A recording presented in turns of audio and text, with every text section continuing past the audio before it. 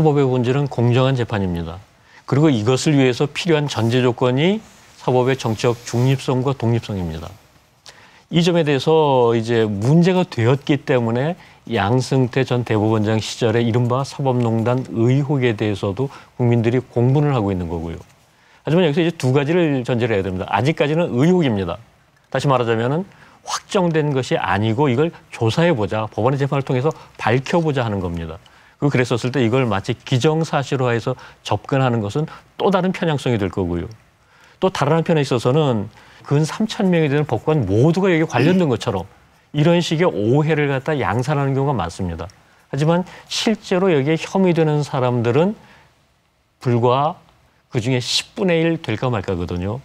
그런데 이걸 마치 법원 전체가 모든 법관이 그런 것처럼 하지 않고 오히려 좀 합리적인 방법에서 사법부에 대한 신뢰를 회복하고 잘못된 건 바로 잡아야죠. 하지만 그게 오히려 사법부에 대한 불신을 확대시키고 사법부가 바로 서기 더 힘들게 만드는 이런 것이 되어서는 안 된다고 봅니다.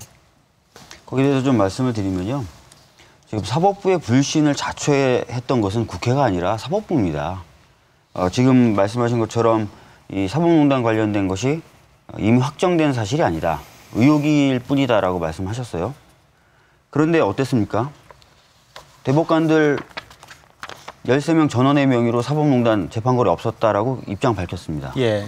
고위법관들 역시 그런 입장들 밝혔습니다. 확정된 거 아니라 그러면서 없었다고 이미 얘기하고 있습니다. 누가? 판사가.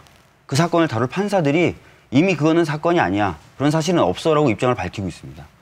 우리가 다 아시겠지만 판사가 어떤 사건에 대해서 예단이라고 하거든요. 미리 단정을 짓는 거예요. 이거는 유죄야. 이건 무죄야. 그럼 재판 하나만 하거든요. 근데 이 판사들은 이미 공개적으로 재판거리 없었다고 입장을 다 밝히고 있어요.